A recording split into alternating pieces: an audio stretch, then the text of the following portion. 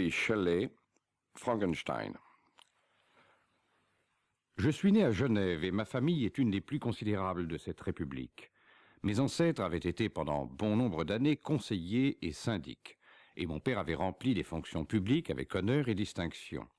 Il était respecté de tous ceux qui le connaissaient à cause de son intégrité et de son application infatigable à veiller aux intérêts de l'État. Il passa les années de sa jeunesse continuellement occupé des affaires de son pays, et il n'attendit pas le déclin de sa vie pour penser à se marier et à laisser à l'État des fils qui pussent transmettre à la postérité ses vertus et son nom. Comme son mariage dépeint son caractère, je ne puis m'empêcher d'en rapporter les circonstances. Il comptait parmi ses plus intimes amis un négociant qui, d'un état brillant, tomba dans la pauvreté après toutes sortes de malheurs. Cet homme, qui se nommait Beaufort, était d'un caractère orgueilleux et facile à se décourager. Il ne put soutenir l'idée de vivre pauvre et oublié dans le même pays où il avait brillé par son rang et sa magnificence. Ayant donc payé ses dettes de la manière la plus honorable, il se retira avec sa fille dans la ville de Lucerne, où il vécut, inconnu et malheureux. Mon père aimait Beaufort de l'amitié la plus vraie, et il fut profondément affligé d'une retraite à laquelle des circonstances malheureuses avaient donné lieu, et qui le privait d'une société qui lui était chère. Il résolut d'aller le chercher et de l'engager à recommencer le commerce en profitant de son crédit et de son assistance. Beaufort avait pris toutes les mesures pour se cacher, et ce ne fut que 10 mois après que mon père découvrit sa retraite. Transporté de joie à cette découverte, il se rend à sa maison, qui était située dans une petite rue près de la Reuss. Mais lorsqu'il entra, il eut sous les yeux le spectacle de la misère et du désespoir. Beaufort avait sauvé du naufrage de sa fortune une très petite somme d'argent, mais qui était suffisante pour le soutenir pendant quelques mois. Il espérait alors obtenir un emploi respectable dans la maison d'un négociant. Caroline Beaufort avait une âme d'une trempe peu commune, et elle s'arma de courage pour soutenir son père dans l'adversité. Elle se procura une occupation honnête, tressa de la paille, et par différents moyens tâcha de gagner de quoi subvenir aux premiers besoins de la vie. Plusieurs mois se passèrent ainsi. Son père devint plus mal, son temps était plus occupé à le soigner, ses moyens de subsistance diminuaient, et en 10 mois son père mourut dans ses bras, la laissant orpheline et sans ressources. Ce dernier coup l'accabla, et elle était à genoux devant le cercueil de Beaufort, pleurant à chaudes larmes, lorsque mon père entra dans la chambre. Il arriva comme un ange protecteur pour cette pauvre jeune fille qui se confia à ses soins. Après l'enterrement de son ami, il la conduisit à Genève et la confia à une de ses parentes. 2 ans après cet événement, Caroline devint sa femme. Lorsque mon père fut devenu époux et père, il se trouva tellement occupé par les devoirs de sa nouvelle position qu'il abandonna plusieurs de ses fonctions publiques pour se vouer à l'éducation de ses enfants. J'étais l'aîné et je devais lui succéder dans tous ses travaux et dans ses fonctions. Personne n'eut de plus tendres parents que les miens. Mon éducation et ma santé étaient l'objet de leur sollicitude continuelle, et d'une sollicitude d'autant plus vive que, pendant plusieurs années, je fus leur unique enfant. Mon père avait une sœur qu'il aimait tendrement, et qui avait épousé très jeune un gentilhomme italien. Peu de temps après son mariage, elle avait accompagné son mari dans son pays, et depuis quelques années, mon père n'avait eu que très peu de rapport avec elle. Elle mourut, et peu de mois après, il reçut une lettre de son mari. Celui-ci lui faisait part de son intention d'épouser une Italienne et priait mon père de se charger de sa fille Élisabeth, seul enfant qu'il eut de sa sœur. « Je désire, dit-il, que vous la considériez comme votre propre fille, et que vous l'éleviez de même. La fortune de sa mère lui est assurée, et je vous en remettrai les titres.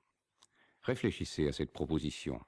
Et choisissez si vous préférez que votre nièce soit élevée par vous-même ou par une belle-mère. » Mon père n'hésita pas, et alla aussitôt en Italie chercher la petite Élisabeth.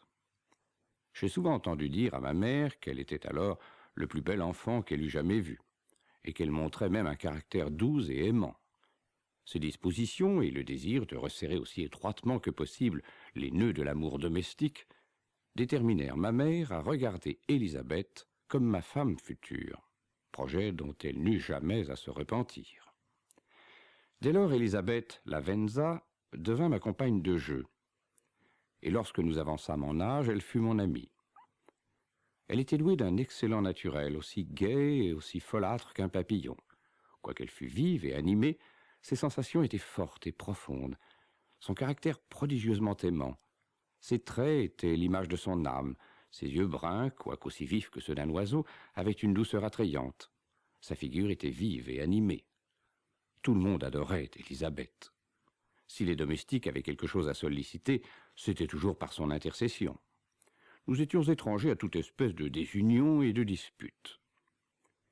Mes frères étaient bien plus jeunes que moi. Mais j'avais dans un de mes condisciples un ami dont l'âge répondait au mien. Henri Clerval était fils d'un négociant de Genève, intime ami de mon père. C'était un enfant d'un talent et d'une imagination extraordinaires. Je me souviens qu'à l'âge de 9 ans, il composa un conte de fées qui faisait les délices et l'étonnement de tous ses camarades. Son étude favorite était celle des romans et des livres de chevalerie.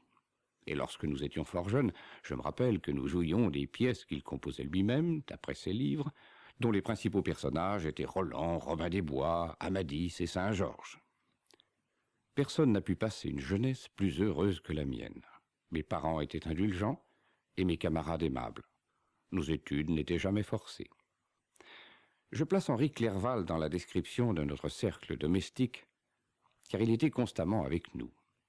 Il allait à l'école avec moi et passait chez nous presque tous les après-midi. J'ai du plaisir à m'arrêter sur les souvenirs de mon enfance, avant que le malheur n'eût atteint mon esprit et changé ses idées lumineuses sur l'utilité générale en des réflexions sur moi-même profondes et rétrécies. La philosophie naturelle est le génie qui a réglé ma destinée. Je désire donc, dans ce récit, établir les faits qui m'ont inspiré une prédilection pour cette science. J'avais 13 ans lorsque nous fîmes tous une excursion au bain près de Thonon. Le mauvais temps nous obligea de rester toute une journée à l'auberge, et le hasard fit tomber entre mes mains, dans cette maison, un volume des œuvres de Cornelius Agrippa. Je l'ouvris avec indifférence. La théorie qu'il cherche à démontrer et les faits étonnants qu'il rapporte changèrent bientôt ce sentiment en enthousiasme. Une nouvelle lumière sembla éclairer mon esprit. Je bondis de joie et fis part de ma découverte à mon père. Mon père regarda avec indifférence le titre de mon livre et dit « Oh, Cornelius Agrippa, mon cher Victor, ne perdez pas votre temps là-dessus, c'est sans intérêt. » Si, au lieu de cette remarque, mon père eût pris la peine de m'expliquer que les principes d'Agrippa avaient été abandonnés et qu'on avait introduit un nouveau système scientifique fondé sur la réalité et la pratique, plus puissant que les théories chimériques, j'aurais certainement rejeté Agrippa et, avec une imagination échauffée comme la mienne, je me serais probablement appliqué à mes études antérieures. Lorsque je fus de retour à la maison, mon premier soin fut de me procurer tous les ouvrages de cet auteur, et ensuite ceux de Paracels et du grand Albert. Je me livrai avec ardeur à la recherche de la pierre philosophale et de l'élixir de vie. Ce dernier objet obtint toute mon application. Je le préférais à la richesse. Et quelle gloire suivrait ma découverte si je réussissais à chasser la maladie du corps humain et à ne rendre l'homme accessible qu'à une mort violente. Mes idées ne se bornèrent pas là. L'apparition des esprits et des démons était généreusement promise par mes auteurs favoris. Je cherchais avec ardeur l'accomplissement de cette promesse, et si mes incantations restaient toujours sans succès, j'en attribuais la faute plutôt à mon inexpérience et à mon ignorance qu'à un défaut d'habileté ou de bonne foi dans mes maîtres. Les phénomènes de la nature qui s'offrent tous les jours à nos yeux n'échappèrent pas à mes recherches. La circulation et les effets surprenants de la respiration excitèrent mon étonnement. Mais ce qui m'étonna le plus, ce furent quelques expériences d'une pompe d'air que je vis employée par une personne que nous avions l'habitude de voir. À l'âge d'environ 15 ans, alors que nous nous trouvions à notre maison de Bellerive, vint à éclater un orage d'une violence terrible. Il venait du Jura et s'annonçait par des éclats de tonnerre qui retentissaient de plusieurs côtés à la fois avec un fracas effrayant. Je restai, tant que l'orage dura, à observer ces progrès avec curiosité et plaisir. Pendant que je me tenais à la porte, je vis tout à coup une traînée de feu sortir d'un chêne antique et élevé qui était à peu près à 20 pas de notre maison, et à peine la lumière cessa-t-elle de briller que le chêne disparut, et il ne resta plus qu'un tronc en ruine. Le lendemain matin, nous allâmes le voir. L'arbre avait été singulièrement brisé. Il n'était pas fendu par le choc, mais entièrement réduit en petits éclats de bois. Je n'ai jamais rien vu qui fût si complètement détruit. La ruine de cet arbre fut pour moi l'objet d'un vif étonnement. Je questionnai avec empressement mon père sur la nature et l'origine du tonnerre et des éclairs. « L'électricité !» répondit-il, en décrivant en même temps les différents effets de cette force. Il construisit une petite machine électrique et me fit quelques expériences.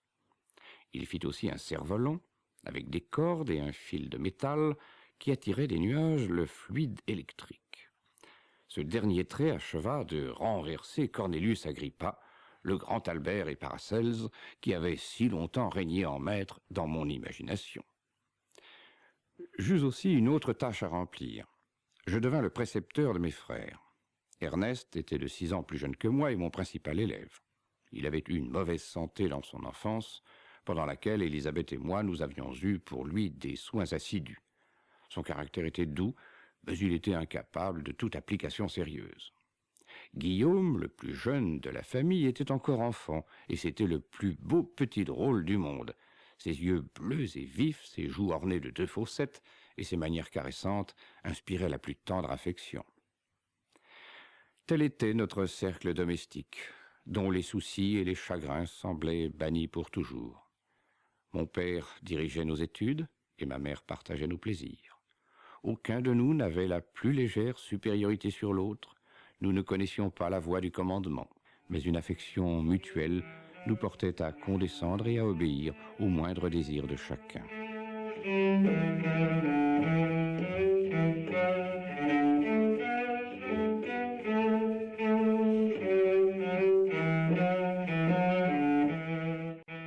Je venais d'atteindre ma 17e année quand mes parents prirent la résolution de m'envoyer étudier à l'université d'Ingolstadt. J'avais d'abord suivi les cours des collèges de Genève, mais mon père pensa qu'il était nécessaire, pour le complément de mon éducation, de me faire connaître d'autres usages que ceux de mon pays natal. Mon départ fut donc fixé pour un jour prochain, et avant que le jour marqué ne fût venu, j'éprouvai le premier malheur de ma vie, présage de ceux qui m'attendaient. Élisabeth avait eu la scarlatine, mais sans aucun symptôme de danger. Elle ne tarda pas à retrouver la santé. Pendant le temps de la maladie, on avait tout fait pour persuader ma mère de ne pas la voir. Elle s'était d'abord rendue à nos supplications, mais lorsqu'elle apprit que sa chère nièce se rétablissait, elle ne put se priver davantage de sa société et entra dans sa chambre longtemps avant que l'air ne fût sans danger. Les conséquences de cette imprudence furent funestes. Le 3e jour, ma mère tomba malade. Sa fièvre prit un caractère de malignité, et nous vîmes sur le visage de ceux qui la soignaient l'augure du plus triste événement. Sur son lit de mort, le courage et la bonté de cette femme admirable ne l'abandonnèrent pas. Elle joignit les mains d'Élisabeth et les miennes. « Mes enfants, dit-elle, j'envisageais dans votre union le plus ferme espoir de mon bonheur futur. Cette perspective sera maintenant la consolation de votre père. Élisabeth, ma chérie, vous me remplacerez auprès de vos plus jeunes cousins. Hélas, je regrette d'être séparé de vous. Heureuse et aimée comme je l'étais, comment n'aurais-je pas quelque peine de vous quitter tous? Mais je ne dois pas avoir de telles pensées. Je tâcherai de me résigner à la mort, et j'espère que nous nous reverrons dans un autre monde. Elle mourut avec calme, et en conservant sur son visage inanimé l'expression de la tendresse. Ma mère n'était plus, mais nous avions encore des devoirs à remplir, car nous devons continuer à vivre. Mon départ pour Ingolstadt, qui avait été différé par ces événements, fut décidé à nouveau. J'obtins de mon père un délai de quelques semaines. Ce temps se passa fort tristement. La mort de ma mère et mon prompt départ accablaient nos esprits. Mais Elisabeth cherchait à ramener la gaieté dans notre petite société. Depuis la mort de sa tante, son esprit avait acquis une nouvelle fermeté et une nouvelle force. Elle se détermina à remplir ses devoirs avec la plus grande exactitude. Elle sentit que le devoir le plus impérieux qui lui était imposé était de rendre heureux son oncle et ses cousins. Elle me consolait, amusait son oncle, instruisait mes frères. Jamais elle ne me parut aussi charmante qu'à cette époque, où elle s'efforçait continuellement de contribuer au bonheur des autres, en s'oubliant entièrement elle-même. Le jour de mon départ arriva enfin. J'avais pris congé de tous mes amis, excepté de Clerval, qui passa avec nous la dernière soirée. Il s'affligeait amèrement de ne pouvoir m'accompagner, mais il était retenu chez son père, dont l'intention était de l'associer dans ses affaires, et dont le grand principe était que la science est inutile dans le commerce ordinaire de la vie. Henri avait un esprit plus élevé, il n'avait nullement le désir de ne rien faire, et s'il était bien aise de devenir l'associé de son père, il pensait aussi qu'on pouvait être un fort bon négociant et en même temps avoir un esprit cultivé. Nous restâmes très tard à écouter ses plaintes et à faire plusieurs petits arrangements pour l'avenir. Je partis le lendemain matin de bonne heure. Des pleurs coulaient des yeux d'Elisabeth. Elle ne pouvait les retenir en songeant que mon départ la laissait dans le chagrin, et que le même voyage avait été fixé 3 mois auparavant, lorsque la bénédiction d'une mère m'aurait accompagné. Je me jetai dans la chaise qui devait m'emmener et me livrai aux réflexions les plus mélancoliques. J'étais seul maintenant, moi, qui avais toujours été entouré d'aimables compagnons, dont l'unique soin était d'être agréables les uns envers les autres. Dans l'université dans laquelle je me rendais, il fallait me faire des amis et seul veiller sur moi-même. Jusqu'ici, ma vie avait été tout à fait familiale et retirée. J'en gardais une répugnance invincible pour les nouveaux visages. J'aimais mes frères, Elisabeth et Clerval. C'était pour moi de vieux visages familiers, mais je ne me croyais nullement fait pour la société des étrangers. Telles étaient mes réflexions lorsque je commençais mon voyage. Mais à mesure que j'avançais, mon courage et mes espérances renaissaient. J'avais un vif désir d'apprendre. Souvent, chez mon père, j'avais trouvé pénible de passer ma jeunesse attachée à la même place. J'aurais voulu entrer dans le monde et prendre ma place parmi les autres hommes. À présent que mes désirs étaient accomplis, c'eût été une folie de m'en repentir. J'eus tout le temps de me livrer à ces réflexions et à bien d'autres pendant mon voyage à Ingolstadt, qui fut long et fatigant. Enfin, j'aperçus les clochers blancs et élevés de la ville. Je descendis de voiture et je fus conduit dans mon appartement solitaire pour passer la soirée comme il me plairait. Le lendemain matin, je remis mes lettres d'introduction. Je ne manquai pas de rendre visite à quelques-uns des principaux professeurs, et entre autres à M. Kramp, professeur d'histoire naturelle. Il me reçut avec politesse et me fit plusieurs questions sur mes progrès dans les différentes branches des sciences naturelles. Je lui nommai, non sans crainte et sans hésitation, les seuls auteurs que j'eusse jamais lus sur ce sujet. Le professeur me regarda fixement. « Avez-vous réellement perdu votre temps à étudier de pareilles absurdités ?» « Je vous ai dit la vérité, répondis-je. »« Chaque minute, continua M. Kramp avec chaleur, chaque moment que vous avez passé sur ces livres est tout à fait et complètement perdu. Vous avez chargé votre mémoire de systèmes repoussés et de noms inutiles. Grand Dieu, dans quel désert avez-vous habité, puisque personne n'a été assez bon pour vous apprendre que ces rêves dont vous vous êtes pénétré avidement sont enfantés depuis 1000 ans et sont aussi méprisés qu'ils sont anciens. Je ne m'attendais guère à trouver dans ce siècle éclairé et savant un disciple du grand Albert et de Paracels. Mon cher monsieur, il faut recommencer entièrement vos études. » Après avoir ainsi parlé, il se mit à l'écart et écrivit une liste de plusieurs livres qui traitaient de la philosophie naturelle, m'invitant à les acheter. Et il prit congé de moi en me prévenant qu'au commencement de la semaine suivante, il ouvrirait un cours sur la philosophie naturelle dans ses rapports généraux et que M. Waldman, son collègue, en ferait un sur la chimie, alternativement avec le sien. Je retournai chez moi sans être désappointé, car il y avait longtemps que je regardais comme passés de mode les auteurs que le professeur avait réprouvés avec tant de force. Mais je ne me sentis pas très porté à étudier les livres dont j'avais fait emplette à sa recommandation. M. Kramp était un petit homme ramassé, dont la voix était rude et la figure repoussante. Ainsi, le maître ne me disposait pas en faveur de la doctrine. Mais au commencement de la semaine suivante, je pensais à ce que M. Kramp m'avait dit sur les cours. Et quoique je ne pusse consentir à aller entendre ce petit pédant débiter des sentences dans une chaire, je me rappelais ce qu'il avait dit de M. Waldman, qui avait été absent jusqu'alors et que je n'avais jamais vu. Soit par curiosité, soit par oisiveté, j'allai dans la salle des cours. M. Waldman y entra un instant après. Ce professeur ne ressemblait pas à son collègue. Il paraissait avoir environ 50 ans et portait sur son visage l'expression de la plus grande bonté. Quelques cheveux gris couvraient ses tempes, des cheveux presque noirs garnissaient le derrière de sa tête. Il était petit mais très droit et doué d'une voix douce. Il commença son cours par un précis de l'histoire de l'alchimie et des différentes découvertes dues à plusieurs savants, prononçant avec chaleur les noms de ceux qui s'étaient le plus distingués par ces découvertes. Il fit alors un tableau rapide de l'état actuel de la science et expliqua plusieurs termes élémentaires. Après avoir fait quelques expériences préparatoires, il termina par un panégyrique de la chimie moderne en des termes que je n'oublierai jamais. Les anciens maîtres en cette science, dit-il, promettaient des choses impossibles et n'accomplissaient rien. Les professeurs modernes promettent très peu. Ils savent qu'on ne peut changer les métaux et que l'élixir de vie est une chimère. Mais ces philosophes dont les mains ne semblent faites que pour tremper dans la boue, qui semblent n'avoir des yeux que pour observer au travers d'un microscope ou dans le creuset, ont en effet produit des miracles. Ils pénètrent les secrets de la nature et montrent ses effets dans les endroits les plus cachés. Ils pénètrent jusqu'aux cieux. Ils ont découvert la circulation du sang et analysé l'air que nous respirons.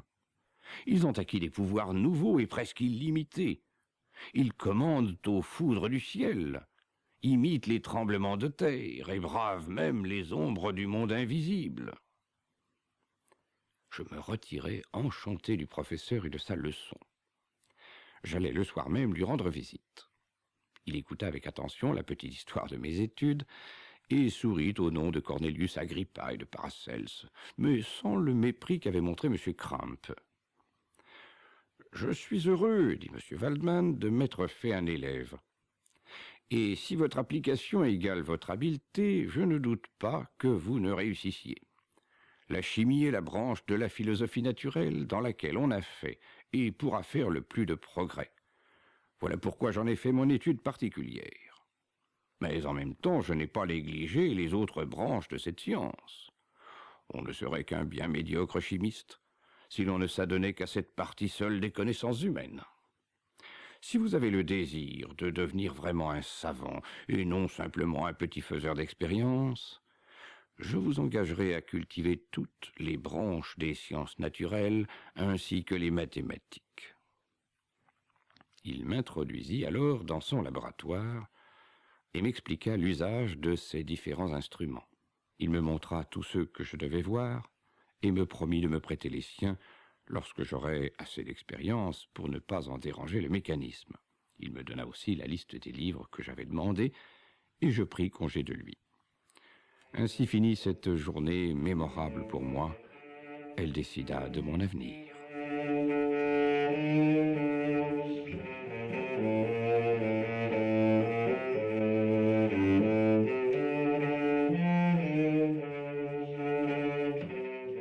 Depuis ce jour, je me livrais presque exclusivement à l'étude de la philosophie naturelle et surtout de l'alchimie dans le sens le plus étendu de ce mot. Je lus avec ardeur les ouvrages qui ont été composés sur cette science par les observateurs modernes et où brillent à un haut degré leur génie et leur discernement. Je suivis les cours, je fréquentais les savants de l'université et je reconnus même en M. Kramp beaucoup de bon sens et un vrai savoir, joint, il est vrai, à une physionomie et à des manières repoussantes, mais qui ne diminuait pas le mérite de ses connaissances. Je trouvai un véritable ami dans M. Waldman. Ce fut peut-être l'aimable caractère de cet homme qui m'entraîna le plus vers la partie de philosophie naturelle qu'il enseignait qu'un goût intime pour la science même. Mais cette disposition d'esprit ne dura que dans les premiers moments de mes études. car plus je pénétrais dans la science, et plus je la poursuivais exclusivement pour elle-même. Avec une application aussi opiniâtre, il est facile de concevoir que je fis de rapides progrès. Mon ardeur faisait l'étonnement des étudiants, et mes succès celui des maîtres. Le professeur Crampe me demandait souvent, avec un sourire moqueur, « Comment allait Cornelius Agrippa ?» tandis que M. Waldman se réjouissait hautement de mes progrès. 2 ans se passèrent ainsi, sans que j'allasse à Genève. J'étais attaché de cœur et d'âme à la poursuite de quelques découvertes que je désirais faire. Un esprit d'une capacité ordinaire, qui se renferme strictement dans une seule étude, doit infailliblement y faire de grands progrès. J'avais constamment cherché à atteindre l'objet que j'avais en vue. Je n'étais uniquement occupé que de cet objet. Aussi, je me signalais par des progrès si rapides que 2 ans après, je fis plusieurs découvertes pour perfectionner quelques instruments d'alchimie, ce qui me valut beaucoup d'estime et de considération dans l'université. Parvenu à ce point, et devenu aussi habile dans la théorie que dans la pratique de la philosophie naturelle, qu'il dépendait des professeurs d'Ingolstadt, je jugeai que ma résidence dans cette ville n'était plus nécessaire à mes progrès. Je pensais à retourner au milieu de mes amis et dans ma ville natale, lorsqu'un événement m'obligea de rester.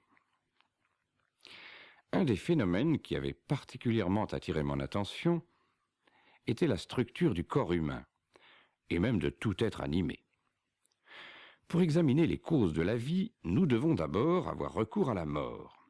J'appris l'anatomie, mais cette science ne suffisait pas. Il fallut aussi que j'observasse la décomposition naturelle et la corruption du corps humain. En m'élevant, mon père avait pris les plus grandes précautions pour qu'on ne remplît pas mon esprit d'horreur surnaturelle. Je ne me souviens pas d'avoir jamais frissonné au récit d'un conte superstitieux, ou d'avoir eu peur de l'apparition d'un fantôme. L'obscurité ne faisait aucun effet sur mon imagination. Et un cimetière n'était pour moi que le réceptacle des corps privés de vie, qui, après avoir été le siège de la beauté et de la force, était devenu la pâture des vers. Je me mis à examiner la cause et les progrès de cette décomposition, et je fus forcé de passer des jours et des nuits au milieu des tombeaux et dans les charniers. Je portais mon attention sur tous les objets les plus désagréables à la délicatesse des sensations humaines. J'examinais combien la belle forme de l'homme était dégradée et ravagée. Je vis la corruption de la mort remplacer l'éclat d'un visage animé, et les vers hérités des merveilles de l'œil et du cerveau. Après des jours et des nuits d'un travail et d'une fatigue incroyables, je parvins à connaître la cause de la génération et de la vie. Je devins même capable d'animer une matière inerte. L'étonnement où me jeta cette découverte fit bientôt place au plaisir et au ravissement. Mais cette découverte était si grande et si élevée que tous les degrés par lesquels j'y avais été progressivement conduit furent oubliés. Je ne vis que le résultat. Ce qui, depuis la création du monde, avait été l'objet des études et des désirs des hommes les plus sages, était maintenant en mon pouvoir. Mon ami, je vois à votre impatience, à l'étonnement et à l'espoir qu'expriment vos yeux, que vous vous attendez à ce que je vous instruise du secret de ma découverte. Cela ne se peut. Écoutez patiemment la fin de mon histoire, et vous verrez facilement pourquoi je me renferme dans le silence. Maître d'un pouvoir si étonnant, j'hésitais longtemps sur l'usage que j'en ferais. J'avais, il est vrai, la faculté d'animer. Mais il restait encore un ouvrage d'une difficulté et d'une peine inconcevables. C'était de préparer un corps destiné à recevoir la vie, avec toutes ces combinaisons de fibres, de muscles et de veines. J'hésitais d'abord si j'essayerais de créer un être semblable à moi-même ou d'une organisation plus simple. Mais mon imagination était trop exaltée par mon premier succès pour que je misse en doute mon habileté à donner la vie à un être aussi compliqué et aussi merveilleux que l'homme. Les matériaux dont je pouvais disposer me parurent à peine suffisants pour une entreprise aussi hardie. Mais je ne doutais pas que je ne finisse par réussir. Je me préparais à une multitude de revers. Il était possible que mes opérations fussent sans succès, et enfin que mon ouvrage fût imparfait. Cependant, en réfléchissant aux progrès qu'on faisait tous les jours dans la science et dans la mécanique, je me flattais que mes essais seraient du moins la base d'un prochain succès. Et je ne pouvais croire que mon plan fût impraticable, par cela même qu'il était grand et compliqué. Ce fut dans ces dispositions que je commençai à créer un être humain. Comme la petitesse des parties formait une grande difficulté, je crus pouvoir accélérer mon ouvrage en prenant la résolution, contraire à mes premières intentions, de le faire d'une stature gigantesque, c'est-à-dire d'environ 8 pieds de hauteur et d'une grosseur proportionnée. Cette détermination prise, je m'occupais pendant plusieurs mois à rassembler et à arranger avec succès mes matériaux. Enfin, je me mis à l'ouvrage. Je pensais que si je pouvais animer une matière inerte, je pourrais, avec le temps, quoique je le regardasse alors comme impossible, rendre la vie à un corps que la mort semblait avoir destiné à la corruption. Ces idées soutenaient mon courage pendant que je poursuivais sans relâche mon entreprise. Mes joues étaient devenues pâles par l'étude et mon corps s'amaigrissait par le défaut de nourriture. Quelquefois je pensais être parvenu au but et j'échouais. Mais je ne désespérais pas qu'au premier jour ou au premier moment, mes espérances ne fussent réalisées. Le désir de posséder seul un pareil secret me dominait entièrement.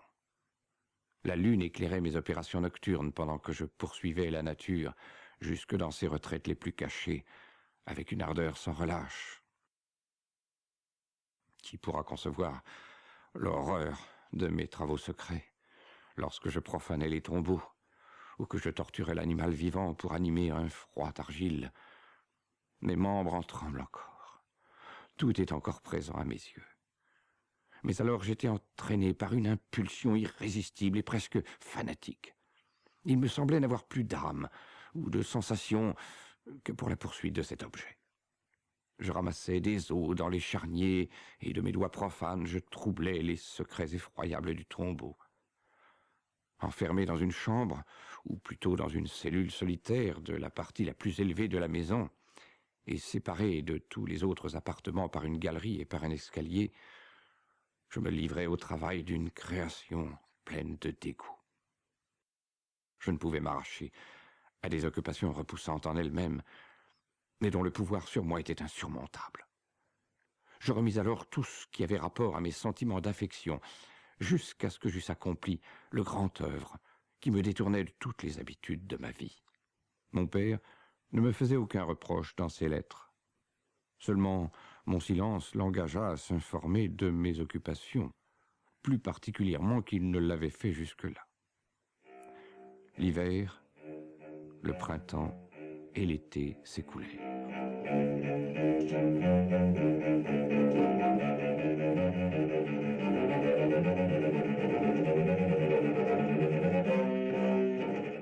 Ce fut en novembre, pendant une nuit affreuse, que je vis l'accomplissement de mes travaux.